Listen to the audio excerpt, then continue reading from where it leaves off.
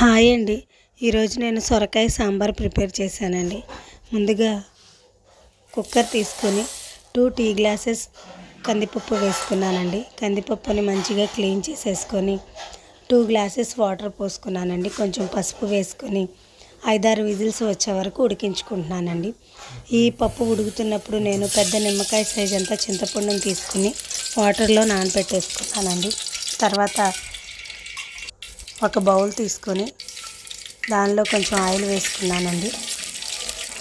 పోపు దినుసులు కూడా వేసేసుకున్నాను. ఇవి ఫ్రై అవుతూ ఉన్నప్పుడు 2 ఆనియన్స్ కట్ చేసుకుని వేసుకున్నానండి.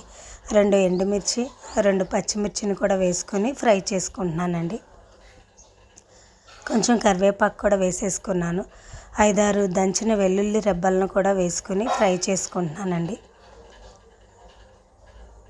ఇవి ఫ్రై అవుతూ ఉన్నప్పుడు కొంచెం పసుపు వేసుకున్నాను.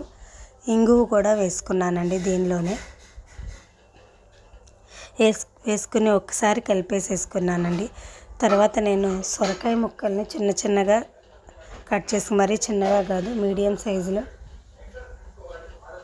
కట్ చేసుకున్నానండి. కట్ చేసుకుని సొరకాయ ముక్కలను కూడా వేసేసుకుని కొంచెం సాల్ట్ కూడా వేసేసుకున్నానండి. సొరకాయ ముక్కలు మెత్తబడిన తర్వాత చింతపండు గుజ్జును వేసేసుకున్నానండి. వేసుకుని ఒకసారి ఉడికించుకుంటున్నానండి. ఇది ఒక ఉడుకు వచ్చిన వెంటనే నేను పప్పును మెదిపేసుకున్నానండి. ఆ మిశ్రమాన్ని కూడా వేసేసుకున్నాను. వేసుకుని సాంబార్ పౌడర్ వేసేసుకున్నానండి. ఎంతో టేస్టీ అయిన సొరకాయ సాంబార్ రెడీ. నచ్చితే లైక్ చేయండి, షేర్ చేయండి, సబ్స్క్రైబ్ చేయండి. మనకి కూరగాయలు ఏమీ లేనప్పుడు ఇలా ఒకసారి ట్రై చేయండి.